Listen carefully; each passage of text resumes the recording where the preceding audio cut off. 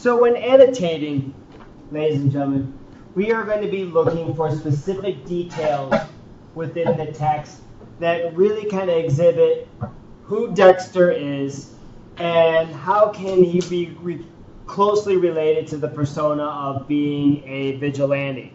So here, what I want to do is this, is our essential question. I want to write this down here. I want to write down essential question.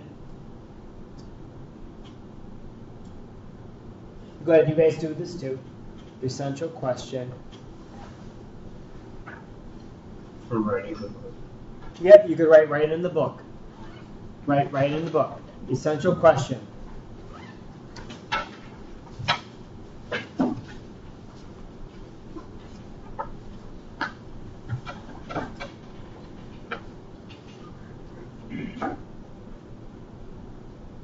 I want to write down characteristics.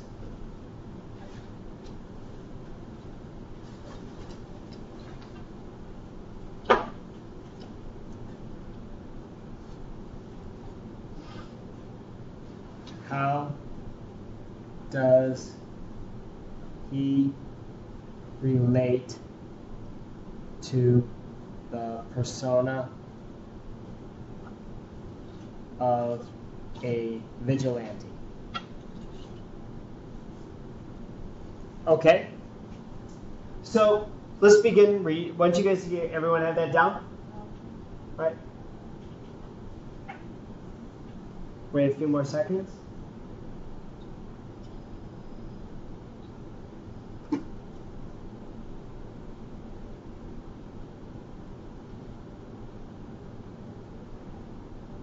So when you're reading, guys, this is your purpose for reading. You're finding characteristics of Dexter that would link him to being a vigilante or having the characteristics of being a vigilante.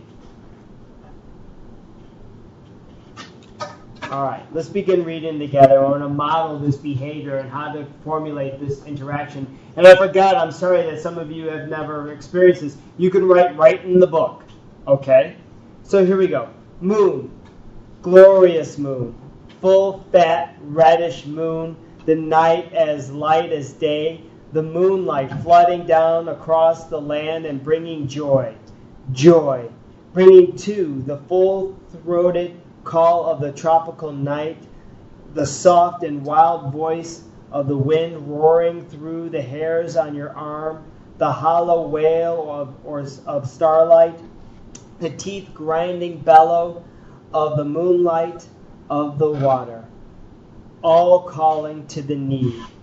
Oh, the symphonic shriek of the thousand hiding voices, the cry of the need inside, the entity, the silent watcher, the cold, quiet thing, the one that laughs, the moon dancer, the me that was not me, the thing that mocked and laughed and came calling with its hunger, with the need, and the need was very strong now, very careful, cold, coiled, creeping, crackly, cocked and ready, very strong, very much ready now, and still it waited and watched, and it made me wait and watch.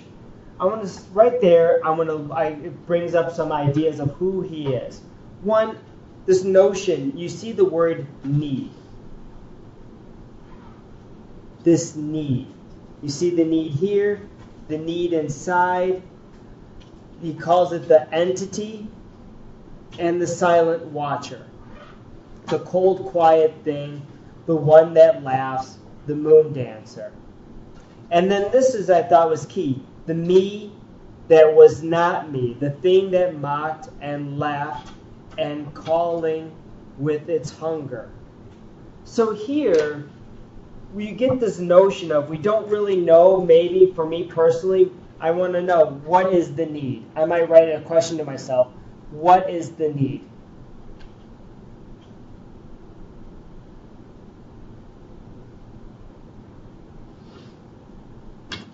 All right. And then I might actually say here, what is the need? And I might maybe clarify and say, well, the need might be it's a yearning within him, a desire within him. But what is it?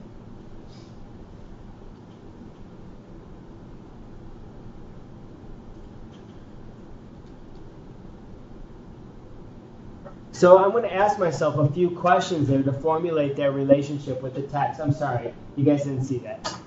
Okay, so you just kind of move that up. And I just kind of wrote that right there at the margins down below. Okay, next page.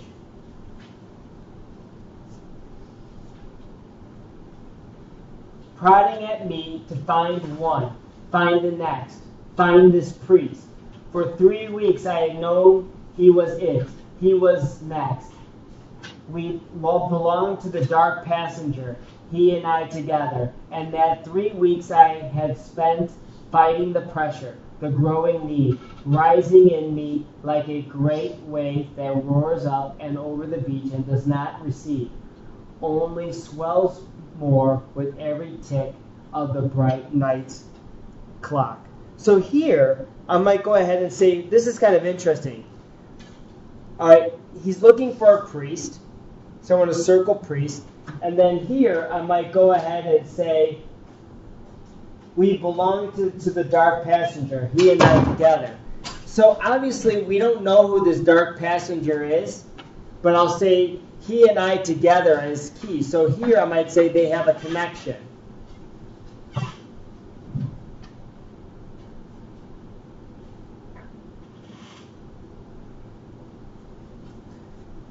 So what I'm noticing is this, you guys don't have to write down everything I'm writing down, but what I'm modeling to you is my thinking when I read. And I want you guys to go ahead and kind of start when you are reading, kind of doing the same thing, writing your thoughts down while you read onto the text itself.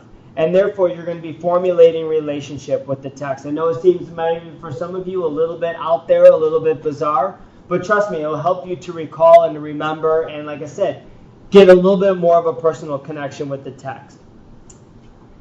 We'll go ahead to the next section. But it was careful time too. Time spent making sure. Not making sure of the priest. No, I was long sure of him. Time spent to be certain that it could be done right. Made neat. All the corners folded. All squared away. I could not be caught. Not now. I had worked too hard, too long to make this work for me, to protect my happy little life. So watch, in my thinking, I want to show some things kind of triggered in my brain. Okay, and this is, so when I was reading it, I like this. It was careful time. So obviously for me, it signifies that he's an extremely careful individual. And two, he says, not making sure of the priest. No, I was long sure of him. Time spent to be certain that it could be done right, made neat, all the corners folded, all squared away. I could not be caught. Not now. I had worked too hard, too long to make this work for me, to protect my happy little life. Or I might highlight that, depending if you have a highlighter. To me, I could not be caught, protect my happy little life. Remember, to me, what I know already of Dexter, that he's a vigilante, right? And vigilantes work outside of the law, so therefore he might be breaking the law in order to kind of go after this particular priest that he wants to kind of catch and he wants to kill. So here, I want to write down this maybe. Vigilantes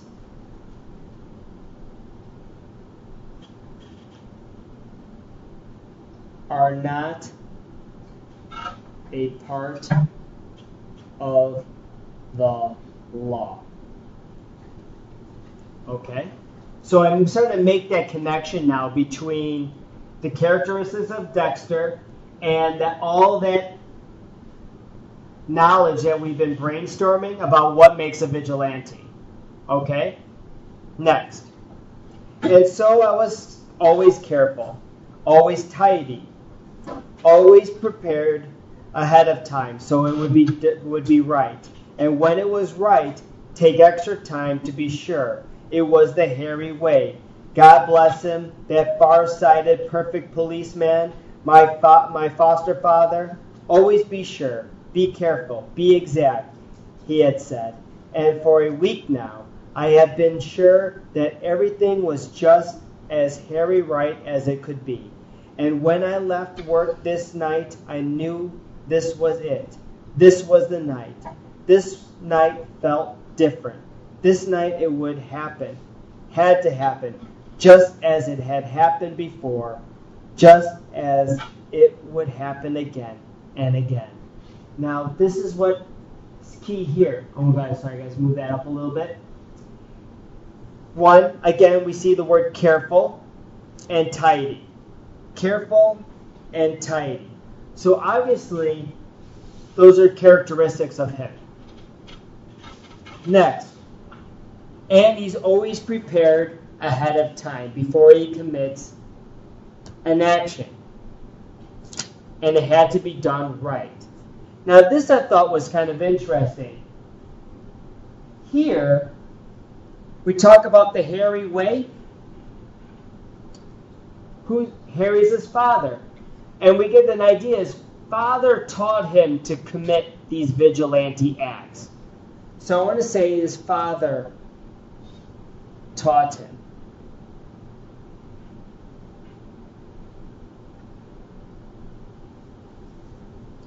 Now this is what's interesting too. This night it would happen. For me, he's going to go after the priest.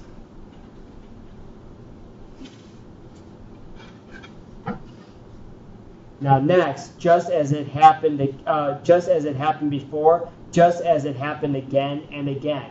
So here I might go ahead and I might scroll down. He has committed vigilante acts before and plans on doing it again. So I end the page with a little bit of a